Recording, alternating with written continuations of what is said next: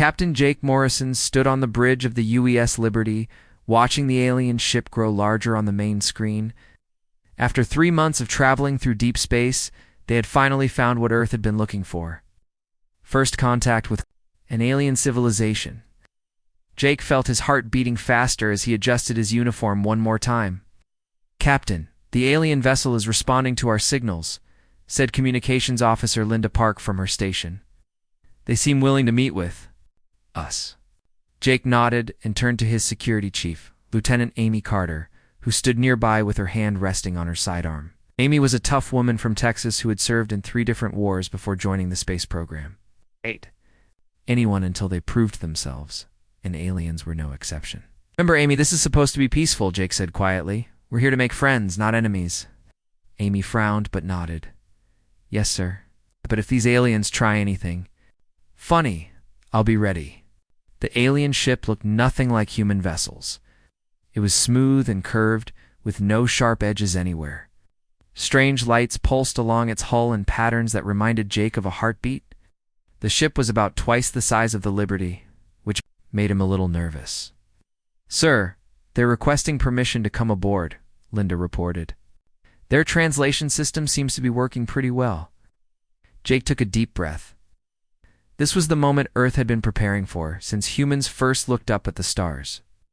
"Tell them yes. Have them meet us in cargo bay 2. And Linda, make sure the recording systems are working.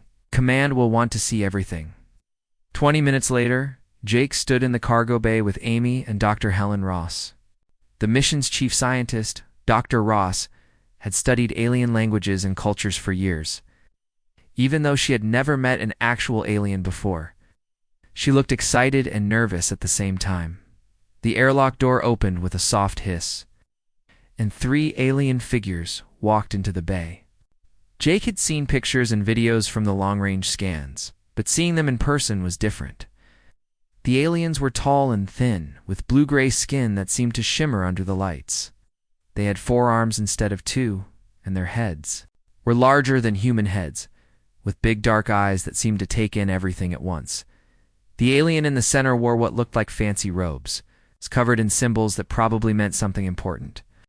This had to be their leader or ambassador. The other 2 were dressed more simply, but carried devices that might have been weapons or tools. "Greetings, humans of Earth," the center alien said in perfect English, though his voice sounded strange, through the translation device he wore. "I am Ambassador Veltar of the Zephyrian Trade Confederation. We welcome you to this region of space." Jake stepped forward and smiled. "Thank you, Ambassador Veltar. Captain Jake Morrison of the United Earth ship Liberty. This is Dr. Helen Ross, our science officer, and Lieutenant Amy Carter, our security chief. We're honored to meet you." Ambassador Veltar made a gesture that looked like a bow, though with 4 arms it was hard to tell exactly what he was doing. "Your species has traveled far to reach us. We've been watching your progress with great interest." Dr. Ross moved closer, pulling out a small recording device. "Ambassador, we have so many questions about your people and your civilization. Earth would very much like to learn about the galaxy and perhaps establish trade relationships." "Of course," Veltar replied. "Confederation values peaceful contact with new species. We have much to offer each other." The conversation continued for about an hour. Jake learned that the Zephyrian Trade Confederation controlled several star systems and had been spacefaring for over 1,000 years. They traded with dozens of other alien species and were part of something called the Galactic Council. "The Council maintains peace and order throughout this region," Veltar explained. "All civilized species are welcome to join once they prove they can follow our laws and customs." Amy had been quiet during most of the meeting, but Jake could see she was watching everything carefully. Her training had taught her to look for threats and suspicious behavior, and she was doing her job even during a peaceful first contact. "What kind of laws and customs?" Dr. Ross asked. "Simple things," Veltar said. "No violence between member species. All disputes are settled through negotiation and compromise. Wars have not been fought in our space for over 300 years. Jake was impressed. 300 years of peace was something Earth could only dream about. Humans had been fighting wars for their entire history, and even now there were still conflicts happening on various colonies. That sounds wonderful, Jake said. Earth would be very interested in learning more about joining this council. Ambassador Veltar seemed pleased. He reached into his robes and pulled out what looked like a crystal tablet covered in alien writing. This contains basic information about our laws and the process for applying for membership. Consider it a gift from the Confederation to humanity. Veltar held out the tablet with all 4 of his arms extended upward, which Jake assumed was some kind of formal presentation gesture. But as the alien ambassador raised his arms, Amy's training kicked in. To Amy's eyes, an alien creature was suddenly raising multiple limbs in what looked like an aggressive posture.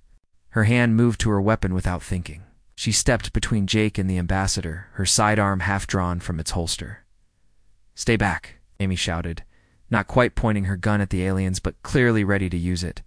Everything went wrong in an instant. Ambassador Veltar jerked backward, dropping the crystal tablet.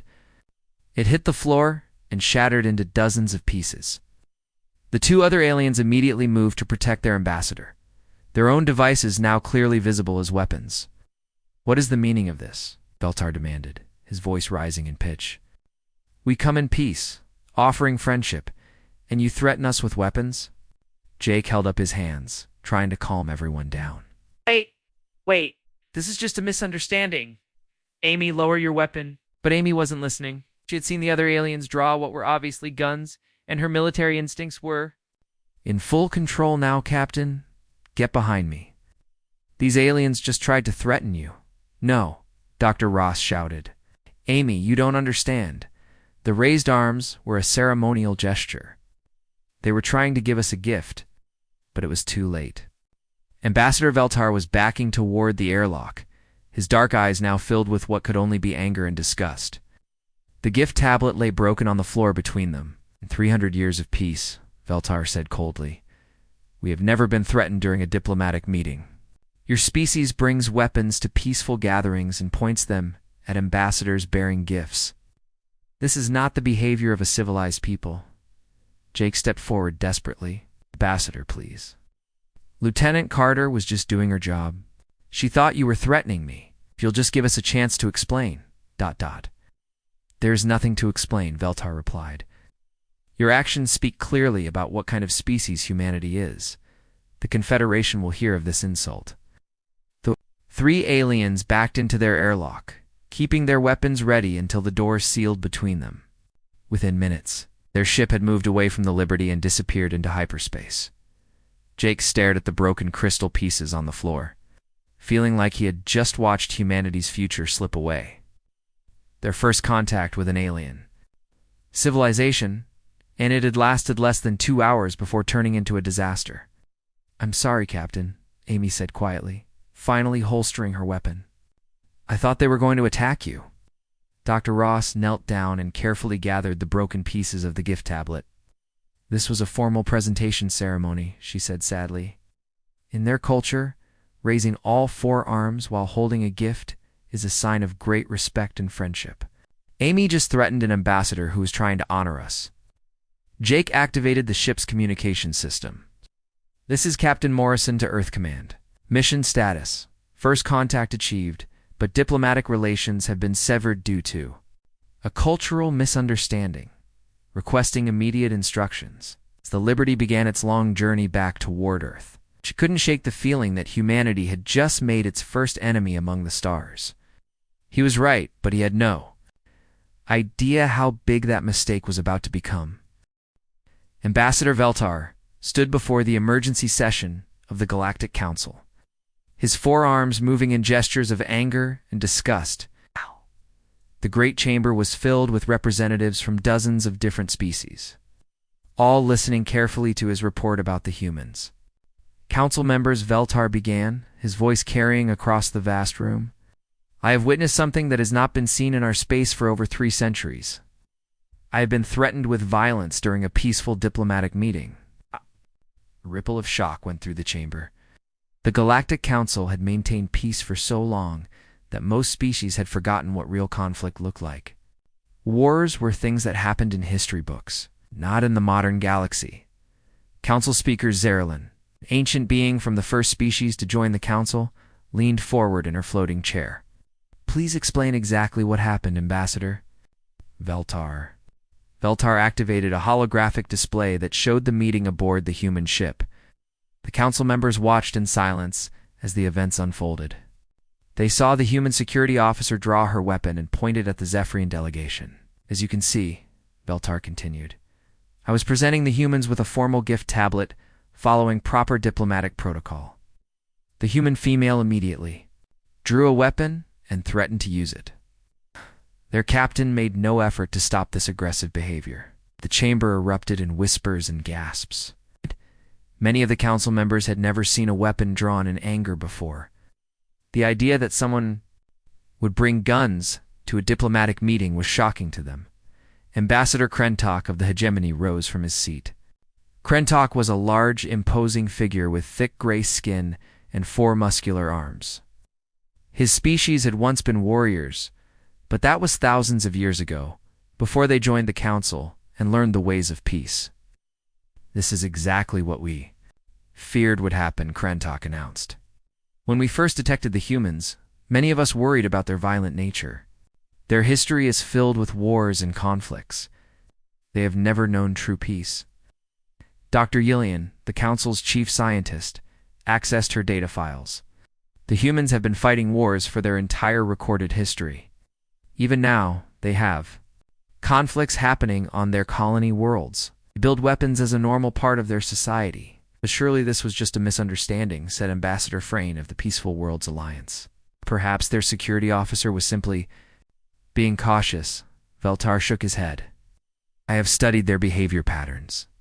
The human female was trained to use violence as a first response to any situation she did not understand. This is not the behavior of a civilized species. The holographic display showed more images from human history. Battles, wars, weapons, and armies marching across countless worlds. The council members watched in horror as they saw the destruction humans had caused to their own planets. Look at their military technology, Krentok said, pointing to images of human warships. They build vessels designed only for destruction. They create weapons that can destroy entire cities. Even their exploration ships carry enough firepower to level a small moon. Council Speaker Zerlin studied the data carefully. What are you suggesting, Ambassador Krentok? I am suggesting that the humans represent a clear threat to galactic peace, Krentok replied. They are a warrior species that has never learned to resolve conflicts through negotiation and compromise. If we allow them to spread throughout the galaxy, they will bring their violence with them. The chamber fell silent as the council members considered this possibility. For 300 years, the galaxy had known peace. Trade flowed freely between worlds. Disputes were settled through discussion and arbitration. The idea of returning to the old days of conflict was terrifying to them. Ambassador Veltar continued his presentation. The humans have established colonies on dozens of worlds. They are expanding rapidly and their military grows stronger each year. If we wait too long to act, they may become too powerful to stop. What do you propose we do? Asked Ambassador Frayne. Krentok stood up again. We must act now while they are still confined to their small corner of space. A show of force will demonstrate that violent behavior is not acceptable in our galaxy. Once they see our superior numbers and technology, they will have no choice but to submit to council authority. The debate continued for hours. Some council members argued for more diplomatic contact with the humans. Others agreed with Krentok that action was necessary. But the images of human weapons and the memory of Veltar's report weighed heavily on their minds. Finally, Council Speaker Zerlin called for a vote. All those in favor of declaring the human species a threat to galactic peace? One by one, the representatives raised their hands or made their species-equivalent gesture of agreement. When the count was finished, the result was clear. It was unanimous. It is decided, Zerlin announced. The Terran Republic is hereby declared a hostile entity. A coalition fleet will be assembled to neutralize this threat before it can spread beyond the Sol system. The chamber erupted in discussion. As the council members began planning the operation, Fleet Commander Zaxul of the Hegemony Navy was called forward to take command of the coalition forces. Zaxul was a professional soldier, Wow. though he had never fought in a real war. Like most military officers in the council, his job was mostly ceremonial. The galaxy had been at peace for so long that the various fleets were mainly used for exploration and showing the flag at diplomatic events. "How many ships will you need, Commander?" Zaxul consulted his tactical computer. "The humans have approximately 50 combat vessels, plus their planetary defense systems. I estimate that 200 coalition ships should be more than sufficient to overwhelm their defenses." "And casualties?" asked Ambassador Frayne, who still hoped for a peaceful solution. "Minimal," Zaxul replied confidently. "Our shields and energy weapons are far superior to anything the humans possess. We'll disable their ships and occupy their system with minimal loss of life on both sides." Dr. Yillian accessed more data about human military capabilities. Their technology is primitive compared to ours. They still use kinetic weapons and chemical explosives. Their ships are slower and less maneuverable than ours. "Long will the operation take?" asked Council Speaker Zerilyn. "No more than a few days," Zaxul said. "We will drop out of hyperspace at the edge of their system and demand surrender. When they see the size of our fleet, they will have no choice but to comply." The council members nodded in agreement. It seemed like a simple solution to a dangerous problem. The humans would be forced to give up their violent ways and accept council authority. Any survivors would be relocated to peaceful worlds where they could learn to live in harmony with other species. "What about the human colonies?" asked Ambassador Veltar. "Once we control their home system, the colonies will surrender without a fight," Zaxul replied. "Cut off from Earth, they will have no choice but to accept our terms." As the council session ended, representatives from 12 different species began committing ships to the coalition fleet.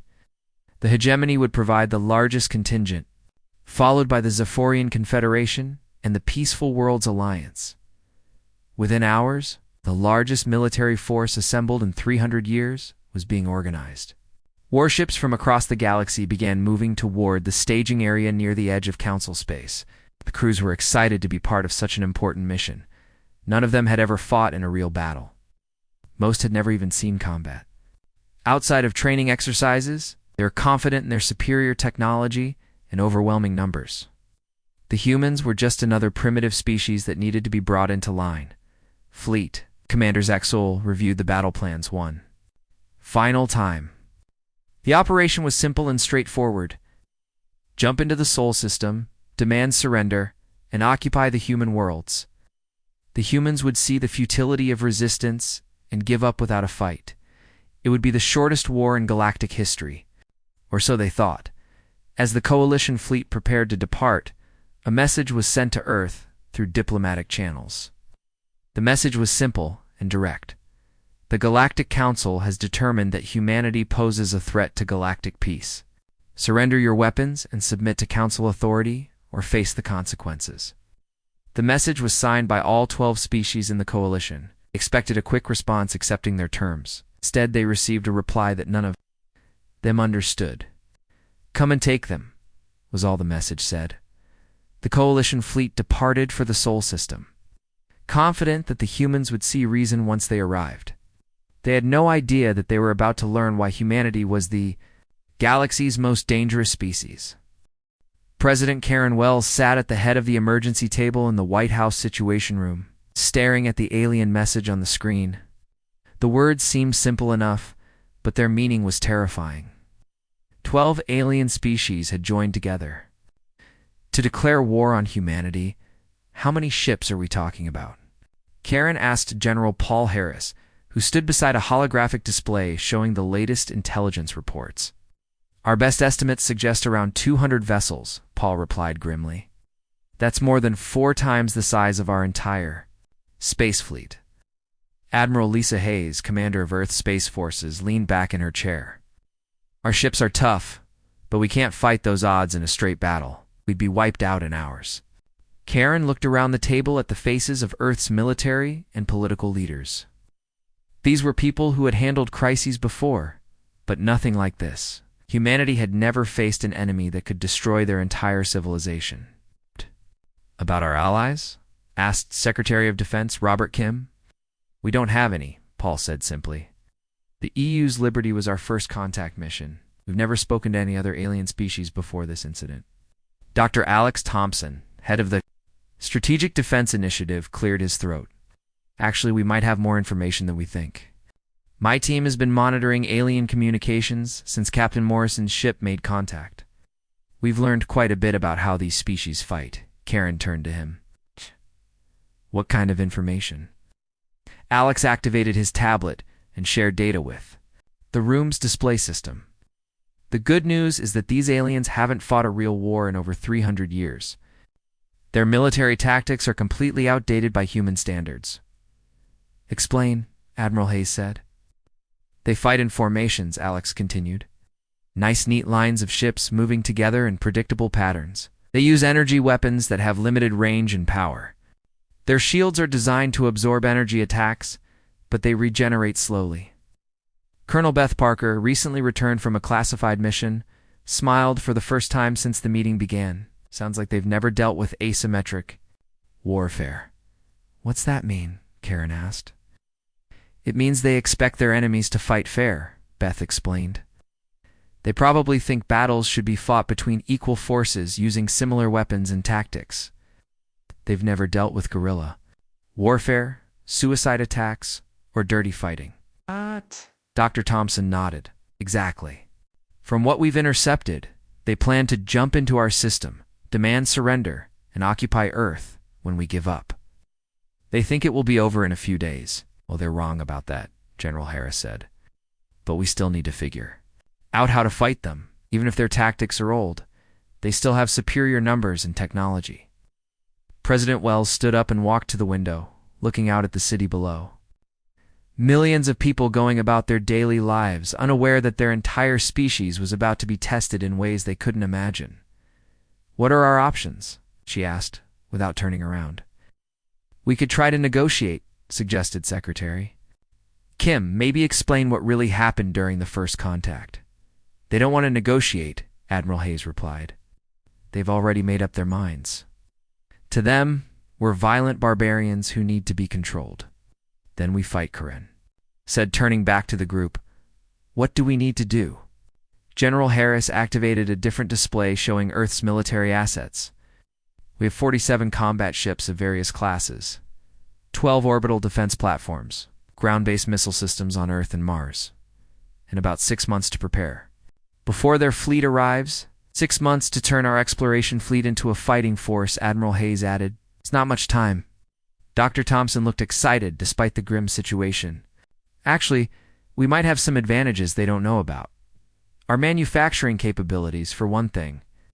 We can build ships and weapons much faster than they expect. How fast? Karen asked. If we convert our civilian shipyards and factories to military production, we could triple our fleet size in 6 months. The ships won't be as advanced as our current warships, but they'll be armed and dangerous. Colonel Parker leaned forward. What about unconventional weapons? Things these aliens have never seen before? What did you have in mind? General Harris asked. Nuclear weapons, Beth said simply. From the intercepted communications, it sounds like they've never used atomic weapons in their wars. They probably don't even know how to defend against them. The room fell silent. Nuclear weapons had been banned from use in space for over 50 years, but these were desperate times. What else? President Wells asked. Kinetic weapons, Dr. Thompson said. Railguns, mass drivers, anything that throws solid objects at high speed. Their energy shields aren't designed to stop physical projectiles. Admiral Hayes was taking notes on her tablet. We could modify our cargo ships to carry kinetic weapon systems, turn freighters into artillery platforms. Boarding actions, Colonel Parker added. If we can get close enough to their ships, we could send teams aboard to take them over from the inside. These aliens have never dealt with close-quarters combat. Chemical weapons, Dr. Thompson said. Not against their planets, but against their ships. We could develop gases that would incapacitate their crews without killing them. General Harris looked impressed. You're talking about completely changing how space warfare is fought. It's exactly what we need to do, Karen said. These aliens expect us to fight like them. Instead, we're going to fight like humans. Over the next several hours, the group developed a comprehensive defense plan. Earth's entire industrial capacity would be converted to military production. Every shipyard, factory, and manufacturing facility would be retooled to build weapons and ships. The plan called for unconventional tactics that would confuse and disorient the alien fleet. Hit-and-run attacks, ambushes, and psychological warfare designed to break the enemy's will to fight. "What about our colonies?" Secretary Kim asked.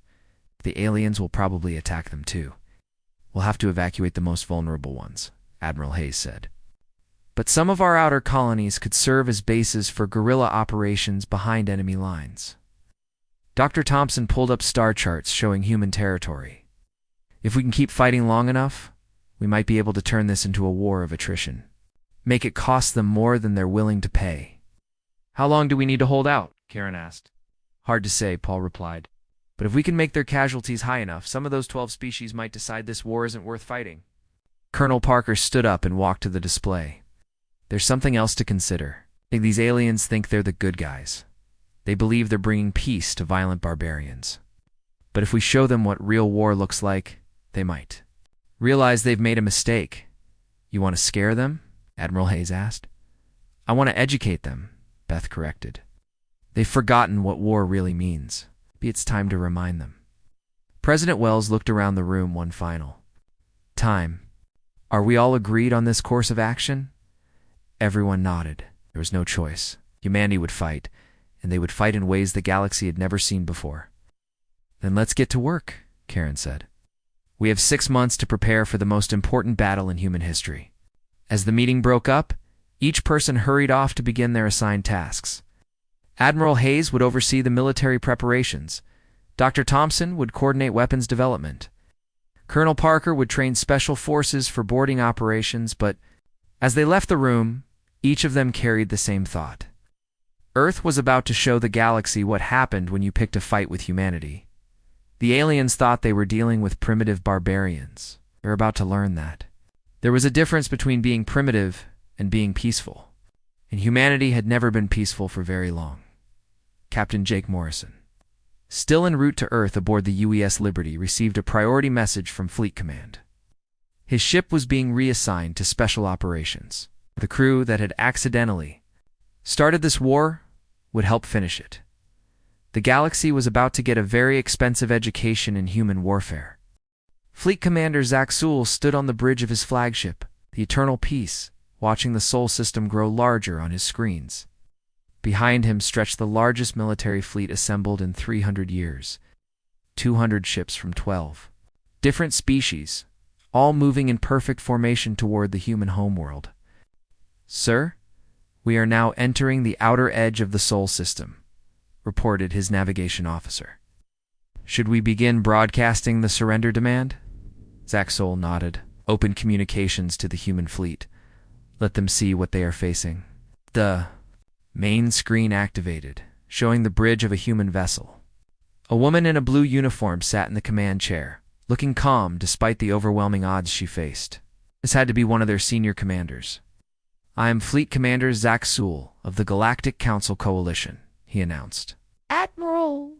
Lisa Hayes of the Human Forces. "I assume that's correct," the human woman replied, "and you are trespassing in Terran space." Zach Sewell was surprised by her tone. She should be terrified, or at least respectful, when facing such superior numbers. Instead, she sounded almost bored. "Admiral Hayes, surely you can see that resistance is futile. I have 200 ships under my command. Your entire fleet consists of fewer than 50 vessels. Surrender now, and no one needs to die today." Hayes leaned back in her chair. "You know, Commander, your people have been at peace for 300 years. But humans have been fighting wars for 3,000 years. Let me teach you something about how we do things." Before Zach Sewell could respond, the communication ended. He stared at the blank screen, confused by the human's confidence. "Sir, the human fleet is moving," his tactical officer reported, "but they're not forming battle lines. They're scattering in all directions." Zach Sewell looked at his display screen. The human ships were indeed breaking apart with some heading. toward the asteroid belt, others moving behind moons and planets, and a few actually flying straight toward the Coalition fleet. "What are they doing?" he asked his staff. "This makes no tactical sense." "Perhaps they are retreating," suggested his second-in-command. "Maybe they realize they cannot win." But even as he said it, the Coalition fleet began taking fire. Not from the front, where enemy ships should be, but from all sides. Human vessels hiding behind asteroids opened fire with weapons the aliens had never seen before. "Report," Zaxul shouted as his ship shook from an impact. "Sir, they're using kinetic weapons, physical projectiles moving at incredible speeds. Our energy shields are not stopping them effectively." "How is that possible?" Zaxul demanded. "Their technology is supposed to be primitive." On the tactical display, red warning lights began appearing as Coalition ships reported damage. The humans were not fighting like any civilized species should. Instead of lining up for a proper battle, they were attacking from hiding spots and running away before the Coalition could return fire. "Sir, the destroyer Morning Glory is reporting heavy damage," his communications officer announced. "A human ship rammed straight through their shields and exploded inside their hull." "Rammed them?" Zaxul could barely believe what he was hearing. "You mean they crashed their ship into ours on purpose?" "Yes, sir." The human vessel was loaded with nuclear explosives. "The Morning Glory is completely destroyed." Zaxul felt a chill run through his body. What kind of species destroyed their own ships to kill enemies? It made no sense from a tactical standpoint. Ships and crews were valuable resources that should be preserved. "Sir, we're receiving reports from across the fleet. The humans are using suicide attacks, chemical weapons, and weapons that seem designed only to cause maximum destruction." The Coalition had expected a quick, clean battle followed by surrender. Instead, they were facing tactics that violated every rule of civilized warfare they knew. "Admiral Krentok is requesting permission to withdraw his ships," the communications officer reported. "He says his crews are not prepared for this type of combat." Before Zaxul could respond, another alarm sounded. "Sir, we have multiple human ships approaching our position. They appear to be cargo vessels, but they're moving very fast." "Destroy them," Zaxul ordered. "We're trying, sir, but they're using some kind of stealth technology. Our targeting systems are having trouble locking onto them." The cargo ships were indeed hard to target, but not because of advanced technology. The humans had simply covered them with reflective material and electronic jammers that confused the Coalition's sensors. It was a simple trick, but one the aliens had never encountered before. "Sir, one of the cargo ships has broken through our defensive line. It's heading straight for the Zephyrian cruiser Peaceful Dawn." Zaxul watched in horror as the human cargo ship crashed into the alien cruiser, but instead of exploding, the human vessel seemed to stick to the Coalition ship's hull. Then, armed figures in spacesuits began pouring out of the cargo ship and into the alien vessel. "What are they doing now?" Zaxul asked. "Sir, it appears they are boarding the Peaceful Dawn. They're fighting inside the ship." Fighting inside? Zaxul had never heard of such a thing. Space battles were supposed to be fought between ships, not inside them. "How is that possible?" "The humans are using close-quarters combat, sir. Hand-to-hand fighting in the corridors of the ship." Thought made Zaxul sick. The Coalition crews had never trained for physical combat. They were scientists, engineers, and pilots, not warriors. They had no idea how to fight someone with knives and guns in the narrow hallways of a spaceship. "Sir, the Peaceful Dawn has been captured. The humans have taken control of the ship and are using it to attack our other vessels." Zaxul stared at the tactical display, trying to understand what was happening. In less than 2 hours, his overwhelming advantage had turned into a nightmare. Coalition ships were being destroyed or captured by an enemy that refused to fight fair. "Commander, the human Admiral Hayes is requesting communication," his officer reported. "Put her on screen," Zaxul said, hoping to negotiate some kind of truce. Admiral Hayes appeared on the screen again, but now she was no longer on her ship. She was standing on the bridge of the captured Zephyrian cruiser, with human soldiers visible in the background. "Hello again, Commander," she said with a smile that chilled Zaxul to the bone. "Are you enjoying your first lesson in human warfare?" "This is barbaric," Zaxul protested. You're violating every rule of civilized combat. You never agreed to your rules, Hayes replied. You came to our system to conquer us. We're just defending ourselves using the methods we know best. But the casualties, the destruction, this is not how war should be fought. Admiral Hayes laughed, but there was no humor in it. Commander, you declared war on a species that has been perfecting the art of killing for thousands of years. Did. You really think we would line up our ships and politely wait for you to destroy us? Sir, his tactical officer interrupted. We're receiving reports from across the fleet. 27 ships destroyed, 15 captured, and the rest are requesting permission to retreat. Zaxul looked at his display screen.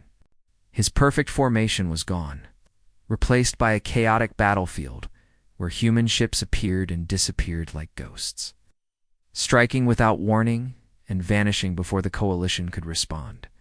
Sir, the humans have another wave of ships approaching. These appear to be armed merchant vessels and converted mining ships. Zaxul realized with growing horror that the humans were not just using their military fleet. They had turned their entire civilian space infrastructure into weapons of war. Cargo ships had become suicide bombers. Mining vessels had been converted into missile platforms. Even their passenger liners were now carrying troops for boarding operations. Admiral Hayes, Zaxul said, trying to keep his voice steady. Surely, we can discuss terms for ending this conflict. You can discuss terms, Hayes replied, but you'll be discussing them with someone else. I have a war to fight. The communication ended, leaving Zaxul staring at a blank screen while his fleet continued to take losses from an enemy that seemed to be everywhere at once. Sir, what are your orders? Second-in-command asked. Zaxul looked at the tactical display one more time. Half his fleet was gone, and the humans showed no signs of slowing down. This was supposed to be a simple police action, but it had become the bloodiest battle in 300 years. Signal the retreat, he said quietly. All ships are to withdraw. Immediately, as the coalition fleet began its humiliating withdrawal from the Sol system, Zaxul finally understood what Admiral Hayes had been trying to tell him. The galaxy had forgotten what real war looked like, but humanity never had. News of the disaster in the Sol system spread through the galaxy like wildfire. Ambassador Krentok sat in his office on the hegemony homeworld, reading report after report of the coalition's defeat. Ships destroyed, crews captured, and an entire fleet forced to retreat by a species they had dismissed as primitive barbarians. This cannot be accurate, Krentok muttered to himself as he reviewed the casualty figures. 62 ships lost in a single battle. His aide, a young hegemony officer named Veldon, entered the room carrying more reports. Sir, we're receiving requests from 7 coalition species to withdraw their ships from the operation. They say their crews are refusing to return to human. Space Krentok threw the reports on his desk in frustration.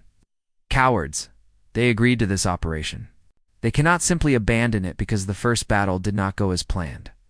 Sir, with respect, the crews are not being cowardly. They're terrified. The survivors are telling stories about human tactics that our people have never encountered before. What kind of stories? Veldon activated a holographic display showing debriefing reports from the surviving coalition crews. The humans used suicide attacks, sir. They crashed their own ships into ours, killing themselves to destroy our vessels. That makes no tactical sense, Krentok said.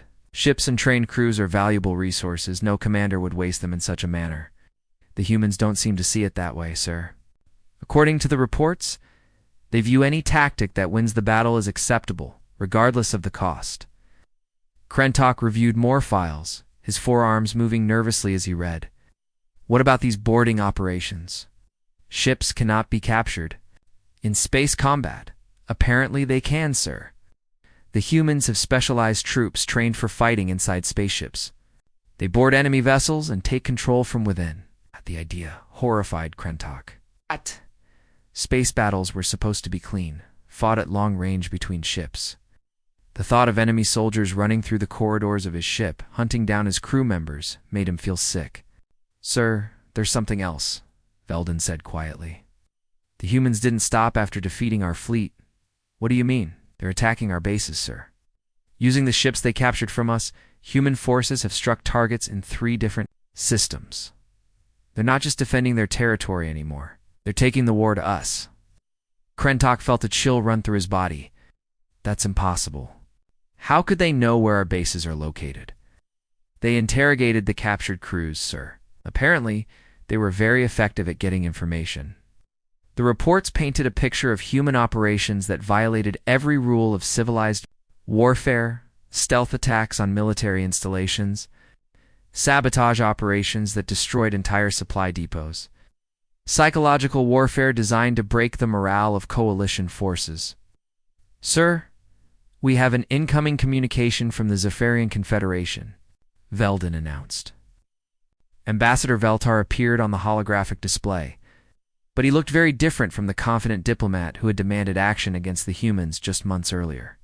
His skin was pale, and his eyes showed the stress of recent events. Ambassador Krentok Veltar began, "The Confederation is formally withdrawing from the coalition. We can no longer participate in this operation." "You cannot withdraw," Krentok protested. "This was your idea. You demanded action against the humans." "Was before we understood what we were dealing with," Veltar replied. "The humans have attacked 2 of our supply stations and captured 1 of our cruisers. Our crews are reporting that the humans treat war as if it were a science." "What does that mean?" "They study their enemies, learning weaknesses and developing new tactics to exploit them. Every battle teaches them something new about how to kill us more efficiently." Krentok could hear the fear in Veltar's voice. Surely our superior technology still gives us an advantage." "Technology means nothing if your crews are too terrified to fight," Veltar said. "Half of our remaining ships have crews requesting transfer to non-combat duties. They say they would rather face court-martial than fight humans again." The communication ended, leaving Krentok alone with his aide and the growing realization that the coalition was falling apart. Within hours, 3 more species had formally withdrawn their forces from the operation. "Sir, we're receiving a priority message from Fleet Commander Zaxul," Veldin announced. "Oh." "Put him through." "Ah." Zaxul appeared on screen, and Krentok was shocked. At the change in the fleet commander, the confident officer who had assured the council of quick victory now looked like a broken man. "Ambassador, I must request permission to open negotiations with the humans," Zaxul said without preamble. "Negotiations? We went to war to stop them, not to negotiate with them, sir. The war is over. We lost. The humans have made that very clear." "Explain." Zaxul activated a tactical display showing the current state of coalition forces. Of the original 200 ships, only 87 remain operational. The humans have captured or destroyed the rest. But that's not the worst part. What could be worse? The humans are not content to defend their territory. They're hunting down our remaining ships, using captured vessels and intelligence gathered. From prisoners, they're systematically destroying what's left of our fleet. Krentok stared at the display in disbelief. "How is that possible? We still outnumber them?" "Numbers don't matter when your enemy knows exactly where you are and how you fight," Zaxul replied. "The humans have turned this into a war of extermination. They're not trying to defeat us. They're trying to destroy us completely." Sir Veldin interrupted. "We're receiving reports of human attacks on hegemony territory. 3 of our outer colonies have gone silent." Krentok felt panic rising in his chest. "The humans are attacking civilian targets." "Oh, sir," Zaxul corrected. "They're attacking military targets with surgical precision. But they're doing it inside our own territory, using our own ships and our own intelligence." A new communication request appeared on Krentok's screen. The identification showed it was coming from Admiral Lisa Hayes of the human fleet. "Should I accept it, sir?" Veldin asked. Krentok nodded, dreading what he was about to hear. Admiral Hayes appeared on screen, sitting in what looked like the command center of a captured coalition vessel. Human and alien crew members were working together at various stations. Behind her, Ambassador Krentok. She said with a polite smile that somehow made her more terrifying than any threat would have. "I understand you wanted to negotiate. Admiral Hayes, surely we can find a peaceful solution to this conflict." "We had a peaceful solution," Hayes replied. "It was called not attacking us in the first place. But since you chose war, you're going. To get the full human experience? What are your terms?" Krentok asked. Knowing he had no choice but to listen, complete withdrawal of all coalition forces from human space, formal apology from the Galactic Council for the unprovoked attack, and reparations for the damage caused to human property. And if we refuse? Admiral Hayes smiled again, and Krentok noticed that the expression never reached her eyes. Then we continue this war until there's nothing left of your coalition to negotiate with your choice. Admiral, surely you understand that we cannot simply surrender our entire military to you? I'm not asking for your surrender, Hayes said. I'm telling you what's going to happen. You can agree to these terms and walk away with what's left of your fleets, or you can keep fighting and lose everything. This is unreasonable. The Galactic Council will never accept such terms. Then the Galactic Council will learn what happens when you declare war on humanity, Hayes replied. We've been fighting wars for 3,000 years. We know how to win them, and we know how to end them. This war ends when we say it ends. The communication terminated, leaving Krentok staring at a blank screen. Around him, reports continued to arrive of human attacks throughout Coalition space. The species that had been so confident of victory just months ago were now begging for peace. Sir, what are your orders? Veldon asked. Krentok looked at the tactical displays showing the remains of what had once been the largest military force in 3 centuries. Humans had taught the galaxy a lesson it would never forget. War was not a game to be played by civilized species. It was a science to be mastered by those who had never known peace. Contact the Council, Krentok said quietly. Tell them we accept the human terms. Within a week, the Galactic Council had formally surrendered to humanity. The species that had sought to bring peace to the violent humans had learned that some species were violent for very good reasons. Admiral Hayes accepted the surrender aboard her flagship, with representatives from all 12 Coalition species present. The ceremony was broadcast throughout the galaxy, ensuring that every civilization would understand the lesson. Let this be a warning to any species that thinks humanity can be easily conquered, Hayes said during her speech. We are not violent because we are primitive. We are deadly because we've spent our entire history learning how to survive. And we are very, very good at it. The galaxy would never make the mistake of underestimating humanity again.